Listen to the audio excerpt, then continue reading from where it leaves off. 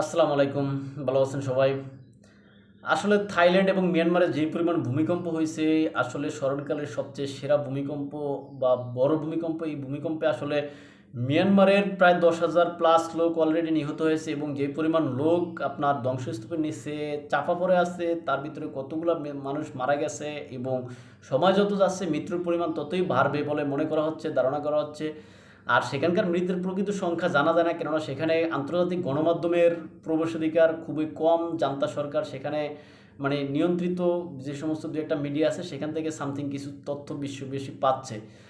আর সেখানকার যে সমস্ত ভিডিওগুলা সামাজিক যোগাযোগ মাধ্যমে বিভিন্ন মোবাইলের মাধ্যমে করা ধারণকৃত ভিডিওগুলো ছড়িয়ে আছে, সেখান থেকে দেখা যাচ্ছে যে আসলে সেখানকার পরিস্থিতি খুবই ভয়াবহ। তাই জান্তা সরকার আন্তর্জাতিক বিভিন্ন মাধ্যমে বা বিভিন্ন ব্যক্তিবর্গের দেশের কাছে সহযোগিতা চেয়েছেন। সেই ক্ষেত্রে অনেক দেশই সেখানে এগিয়ে গেছেন। রাশিয়া, চীন, ভারত, যুক্তরাষ্ট্র সবাই আগাচ্ছে।